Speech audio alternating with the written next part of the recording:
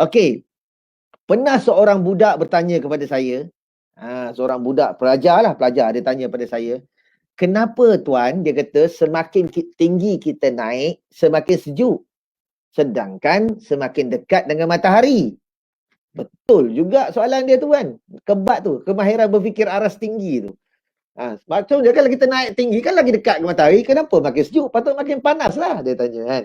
Okey, untuk menjawab soalan ini saya kata tadi kan ayat Al-Quran dah kata apa?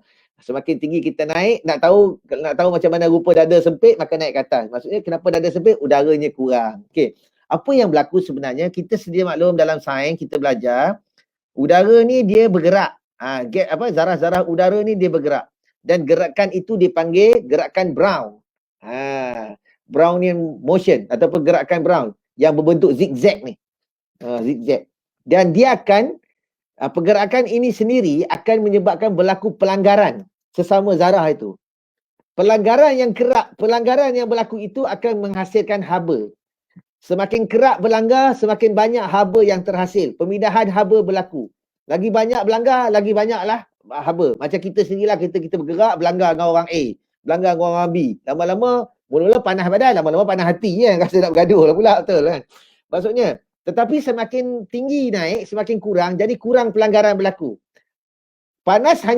Sejuk hanya terjadi apabila tiada haba. Sejuk terjadi bila tiada haba.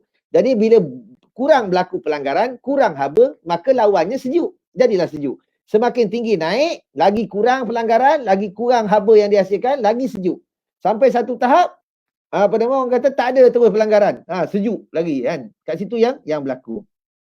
Sebab itu, menurut sains, setiap 100 ataupun menurut geografi, kalau pelajar kita belajar, setiap 165 meter akan turun sebanyak 1 darjah Celsius. Maksudnya kalau saya naik ke atas 165 meter turun. Contohnya saya kat bawah ni sekarang katalah 30 darjah Celsius. Saya naik 165 dah jadi 29. Saya naik lagi 165 dah jadi 28. Kalau ikut calculation matematik, ketinggian Gunung Kinabalu itu 4,000 meter lebih ataupun 4 kilometer lebih. Menurut kiraan kalau dibahagi dengan 165 tu hampir 25 darjah Celsius dikurangkan. Bermaksud kalau pergi kat Gunung Kinabalu tu duduk di bawah dengan di atas, beza suhu dia 25 darjah Celsius.